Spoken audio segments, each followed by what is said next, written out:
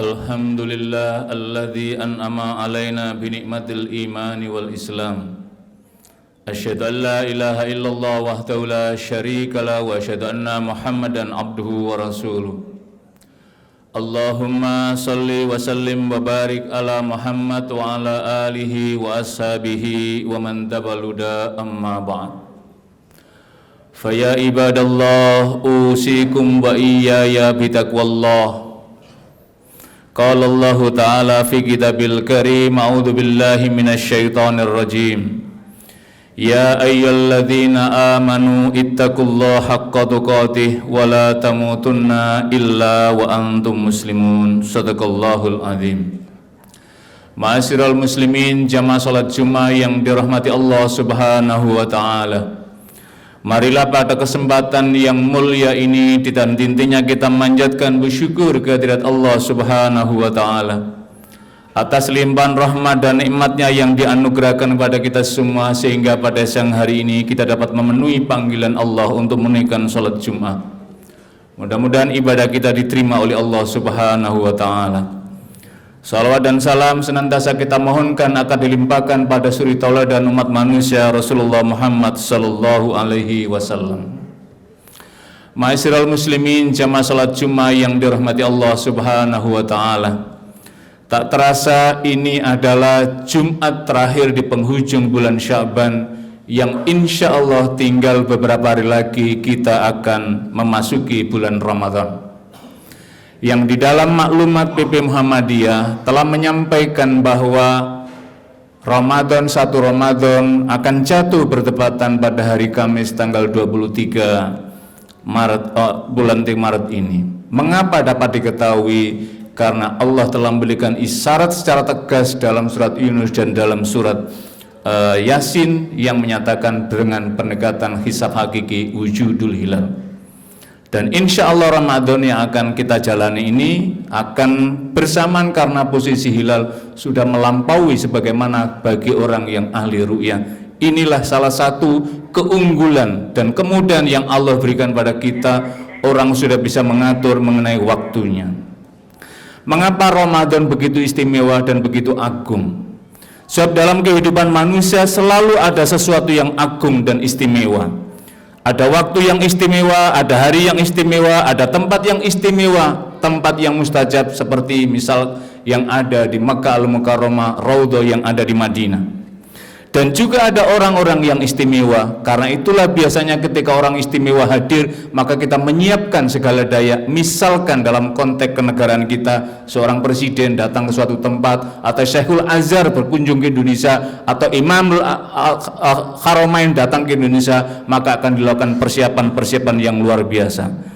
Lah yang agung yang akan datang ini adalah sahur Ramadan. Karena itulah Ibnu Qatadah di dalam tafsir At-Tabari beliau menyatakan, innallaha astafa minas suhuri Ramadan. Sesungguhnya Allah telah memilih bulan yang istimewa, bulan-bulan yang istimewa itu adalah bulan Ramadan. Wastafa minal ayyami al-jum'ah, dan Allah memilih hari-hari yang istimewa itu adalah hari Jumat. Wastafa minal layali lailatul qadri, dan memilih hari-hari yang malam-malam yang istimewa, yaitu malam Lailatul Qadar yang ada di malam di bulan Ramadan. Fadhumma azamallah, maka agungkanlah sebagaimana Allah telah mengagungkan di bulan Ramadan itu. Fa innama tuhadzimul umura azamallahu inda ahlil fahmi wa ahlil aqli. Sesungguhnya Allah telah mengagungkanlah, dan hanya orang yang ahli ilmu dan orang yang cerdaslah yang sanggup mengagungkan bulan yang istimewa tersebut. Karena itulah di mana-mana orang menyambut dengan ya marhaban ya Ramadan. Ketika menyebut marhaban berarti ada sukacita yang luar biasa dengan di bulan yang istimewa itu. Mengapa begitu istimewa di bulan Ramadan itu? Karena di bulan Ramadan ada seluruh hari-harinya itu adalah hari yang penuh berkah. Seluruh yang ibadah-ibadahnya dilipat gandakan nilai-nilai kebaikannya. Membaca Al-Quran di dalam bulan Ramadan, Allah lipat gandakan pahala. Dan yang paling istimewa adalah ada satu malam yang nilainya khairum min alfisalin, lebih baik daripada 1000 bulan. Pertanyaannya, apakah yang amat sangat agung itu kita perlakukan biasa-biasa saja sebagaimana hari-hari, bulan-bulan yang telah lewat? Sungguh ini termasuk orang yang merugi. Ashar sahabah, ada yang menyebut ashar sahabah menyebutkan mangkana yaumu khairum min amsi fawarobih. Siapa yang hari ini, kalau kita tarik siapa yang bulan Ramadan lebih baik dari bulan Ramadan yang lalu, tahun yang lalu, maka dialah orang yang beruntung. Wa man kana yaumul kal amsi fa huwa khosir. Siapa yang hari ini sama dengan hari kemarin, dia akan merugi. Siapa yang Ramadan yang akan datang ini sama kita perlakukan dengan Ramadan tahun yang lalu, maka dia orang yang merugi. Wa man kana yaumu syarrun min amsi fa huwa mal'unun. Siapa yang hari ini lebih buruk dari hari kemarin, maka dialah orang yang tercela atau terkutuk. Siapa Ramadan yang akan datang ini lebih buruk penyambutan, lebih buruk pengisi hari-harinya dengan Ramadan tahun yang lalu, maka berarti orang yang tercela di hadapan Allah Subhanahu wa taala. Karena Ramadan itu inti daripada asyam al-imsak, yaitu mengendalikan diri. Yang biasanya amarahnya meledak-ledak, nanti di bulan Ramadan seluruh pimpinan di tingkat apapun akan mengendalikan, menurunkan tensi amarahnya. Karena orang semua mengatakan, katakanlah fakul inni so'im, katakan sedang berpuasa, maknanya adalah menahan, mengendalikan dari amarah. Yang biasanya melakukan, mungkin ada yang kemudian melakukan di jalan kemaksiatan, Ramadan pasti akan berkurang menahan diri. Yang hidup seaneka macam, maka kemudian akan mendiri. Pendek kata, Ramadan adalah bulan pengendalian, semua akan mengendalikan. Termasuk kita semua nanti di jalur transportasi yang menggunakan transportasi akan terlihat. Yang biasanya mungkin keserempet sedikit, pasti tensinya akan naik. Bahkan tidak jarang saya menyaksikan pukul-pukulan tensi itu. Nanti Ramadan semua akan mudah memberikan maaf. Begitulah orang mengagungkan dan menghormati bulan yang istimewa ini. Karena itulah apa yang harus dilakukan. Kalau kita meminjam istilah tasawuf, dan masyhur dalam tasawuf modernnya Buya Hamka, beliau mengatakan setidaknya dalam Ramadan kita tarik dalam fase adalah ada 3 fase yang harus kita lakukan. Yang pertama adalah fase tahapan pada tahalli, yaitu mengosongkan dan membersihkan diri dari segala sifat-sifat tercela. Ramadan akan mengkikis seluruh sifat tercelah kita. Yang biasanya mengumbar omongan di media, omongan dengan temannya, bahkan sekarang tidak omongan di temannya, tapi di dunia medsos pasti semua akan berpuasa. Yang tercela-tercela akan disingkirkan semua, dan kemudian orang pada saat tahalli inilah menjadi penting sekali. Karena Ramadan sudah mengosongkan perutnya, itu maknanya adalah hawa nafsu ditundukkan. Di dalam hadis Nabi SAW, sesungguhnya yang seringkali membuat orang terjerembab jatuh dalam perbuatan nista itu adalah mimbatni, karena perut tidak mampu dikendalikan perutnya. Yang kedua adalah yang berada di antara 2 selang kaki, maknanya adalah kemaluan, nafsu syahwatnya. Maka puasa mengendalikan apa? Tidak makan, tidak minum sejak terbit fajar sampai terbenam matahari, dan tidak berhubungan suami istri pada terbit fajar sampai terbenam matahari. Itu maknanya adalah yang seringkali dalam konteks ini. Betapa banyak karena nafsu maka kemudian menghalalkan segala cara. Banyak sekali kasus-kasus aktual yang dibuka oleh Allah dengan cara yang sangat indah sekali, baru kemudian orang termangu-mangu, terpaku dengan peristiwa itu. Maka Ramadan untuk diajak kita bertahalli dalam konteks ini, menghindarkan, menjauhi dari aneka macam yang tercela. Dan setelah itu adalah masuk pada tahapan yang kedua, yaitu tahalli, menghiasi diri dengan sifat-sifat yang terpuji. Ramadan mendidik yang mungkin di luar Ramadan tidak bersedekah. Ramadan, kata Nabi, fa'aksir bis sedekah, memperbanyak sedekah.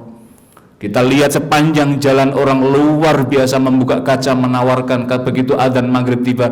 Inilah indahnya di bulan agung yang luar biasa. Orang dibangun kesadaran nurani, yang bicara adalah kolbunya, bukan lagi pada rasionya dalam konteks ini. Dan kata Nabi, orang yang cerdas itu adalah orang yang mampu menggunakan nurani, mampu menggunakan kolbunya. Puasa akan mendidik dalam kaitan untuk itu. Yang ketiga adalah tajalli. Apa yang dimaksud dengan tajalli? Allah al-hadi al-hudur fi qulubina. Allah terlihat hadir di dalam hati kita. Maknanya adalah perilaku, ucapan, ujaran dalam kehidupan kita, semua ini adalah menggambarkan sifat-sifat keterpujian Allah. Allah hadir dalam setiap tindakan, dalam setiap ucapan kita, sehingga ucapan kita tidak menyakitkan orang lain, laku kita juga tidak menyakitkan orang lain, kebijakan kita tidak juga menjerumuskan dan merugikan untuk kepentingan publik. Betapa banyak selama ini Allah telah memberikan ruang tapi tidak digunakan dengan sebaik-baiknya. Karena itulah target dan visi daripada Ramadan adalah amat sangat mulia sekali.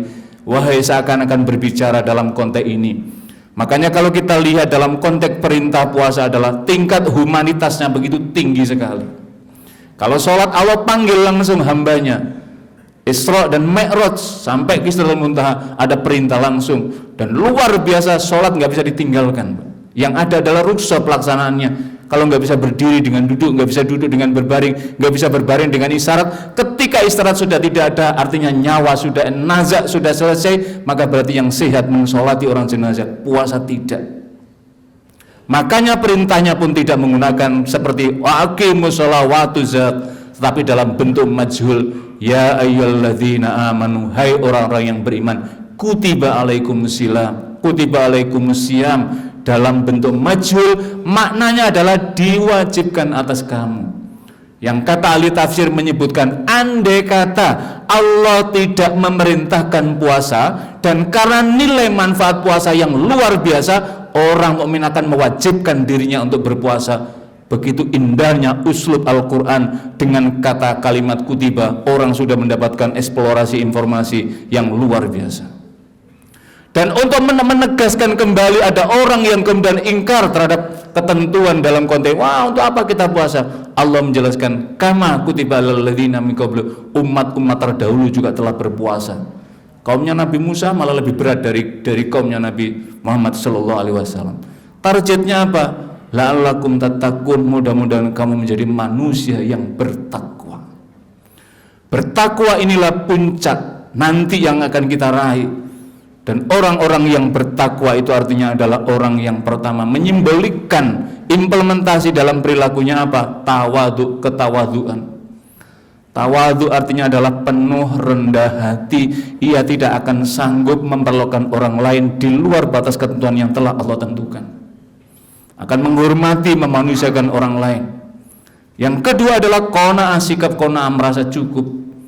Kita lihat bagaimana akhir-akhir ini dalam konteks kehidupan kebangsaan, ada orang nan jauh di tetangga kanan kiri kita, orang tidak bisa sekolah, nggak bisa makan, tetapi di tempat yang lain ada paradoksal kehidupan kemewahan yang amat sangat mencolok. Ini sesungguhnya kalau dalam bahasa Said Hussein Nasr adalah orang telah kehilangan kehampaan spiritual. Orang yang disebut mengalami kehampaan spiritual. Dia sholat, dia mungkin puasa, tetapi sesungguhnya hampa di dalam dirinya. Dan inilah yang dalam bahasanya Cak Nur disebut dengan orang telah mengalami kebangkrutan nurani. Ini adalah dalam konteks ini. Qanaah, merasa cukup, apa contohnya? Bukankah nanti ketika di bulan Ramadan, siang hari orang berandai ketika berbuka, tapi bukankah hanya satu gelas teh orang sudah selesai dari dahaga sesiang hari? Sesungguhnya hidup itu adalah sederhana, dan itulah di sisi Allah Subhanahu wa Ta'ala. Takwa juga memerintahkan apa? Hidup al-wara', menjaga agar tidak jatuh terjerembab di dalam perbuatan yang diharamkan oleh Allah. Puasa adalah contoh yang luar biasa implementatif dalam kehidupan sehari-hari. Kendati pun seluruh makanan itu halal, tetapi maghrib kurang 5 detik, 10 detik, orang tidak akan sanggup mengambil, padahal itu hak dia. Tidak akan sanggup karena apa? Belum waktunya, statusnya masih status merah, diharamkan. Andai ini dalam konteks manajemen keuangan nasional kebangsaan kita, betapa orang diangkat derajatnya, betapa orang ada kemakmuran sebagaimana dalam sila-sila Pancasila itu. Yang terakhir, puasa adalah mengajarkan konteks manusia takwa itu adalah al-yakin, orang yang selalu optimis. Seberat apapun ujian yang Allah berikan, pada saatnya pasti pertolongan Allah datang, sebagaimana adzan maghrib tiba. Anak kecil, anak kita, ponakan kita, cucu kita, kita ajarkan untuk berpuasa, kendati pun dia berlapar-lapar, berhaus, maka dia yakin adzan maghrib akan tiba. Belum ada sejarahnya mengalami delay adzan maghrib, maknanya dia yakin adzan maghrib pasti tiba waktunya. Orang bertakwa, orang beriman, dia akan yakin apapun seberat apapun yang dia tunaikan, amanah, tugas, profesi apapun, ketika dalam menghadapi ujian, maka pertolongan Allah akan hadir tepat pada waktunya. Hadir tidak sesuai dengan yang kita inginkan, hadir sesuai dengan kebutuhan yang kita butuhkan. Itulah indahnya bimbingan dari Ramadan. Karena itu marhaban ya Ramadan, selamat datang Ramadan. Mudah-mudahan Allah berikan kita semua sehat walafiat. Allah berikan kita semua panjang umur. Sekiranya diputar kembali 15 abad yang lalu, kita hadir bersama Rasul. Ini Jumat terakhir, inilah hujan tangis di kalangan para sahabat. Menangis kalau Allah tidak sampaikan umurnya ke bulan Ramadan. Menangis bahagia karena sudah menjelang di penghujung datangnya bulan Ramadan. Mudah-mudahan kita semua termasuk orang yang gembira menanti tamu istimewa, bulan pendidikan untuk kita semua. Dan mudah-mudahan kita bisa mengisi dengan apa yang dicontohkan, diperintahkan oleh Rasulullah SAW, dan kita semua akan menjadi orang yang bertakwa di sisi Allah Subhanahu wa Ta'ala. Barakallahu li wa lakum wa nafani wa iyyakum bima fihi minal ayati wa dzikril hakim wa taqabbala minni wa minkum tilawatahu innahu wal ghafurur rahim. Alhamdulillah hamdan katsiran kama marsyad la ilaha illallah wahdahu la syarikalah wa asyhadu anna Muhammadan abduhu wa rasuluh. Allahumma shalli wa sallim wa barik ala Muhammad wa ala alihi wa ashabihi wa man tabi'ahuda amma ba'd. Ma'asyiral muslimin, jamaah salat Jumat yang dirahmati Allah Subhanahu wa taala. Marilah kita senantiasa meningkatkan ketakwaan kita dan senantiasa kita meningkatkan kegembiraan kita akan datangnya Syahrul Mubarak, bulan Ramadan yang sebentar lagi akan datang. Mudah-mudahan kita semua dipanjangkan umur kita, disehatkan kita semua, saudara-saudara kita semua dilapangkan rezekinya, sehingga kita bisa mengisi Ramadan dengan sebaik-baiknya, Ramadan penuh makna. Marilah kita berdoa kepada Allah Subhanahu wa taala. A'udzubillahi minasyaitonir rajim.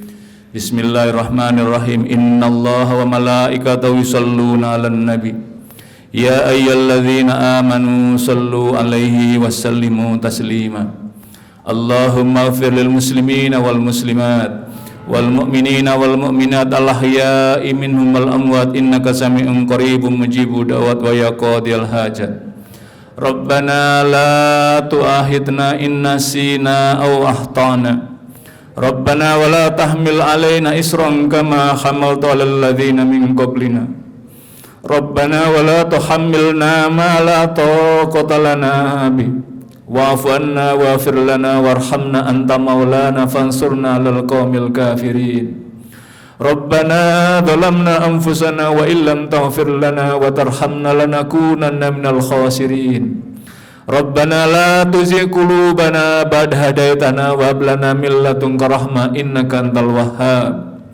Rabbana hab lana min azwajina wa dhurriyyatina qurrata a'yun waj'alna lil muttaqina imama. Rabbi ij'alni muqimas shalah wa min dhurriyyati rabbana taqabbal du'a. Allahumma ballighna ila Ramadan. Allahumma ballighna ila Ramadan. Allahumma ballighna Ramadan. Allahumma tawil umurna wa ahsin akhlaqana wa ahsin a'malana ya arhamar rahimin. Allahumma asri ikhwanal muslimina fi Palestin wa fi buldanil muslimina amah. Allahumma asri ikhwanal muslimina fi Palestin wa fi buldanil muslimina amah ya arhamar rahimin. Rabbana atina fid dunya hasanah wa fil akhirati hasanah wa qina adzabannar. Ibadallah, innallaha ya'muru bil adli wal ihsan wa ita'idil qurba wa yanhal fahsya'i wal munkari wal baghi ya'idukum la'allakum tadhakkarun wa la dzikrullahi akbar wa aqimus shalah.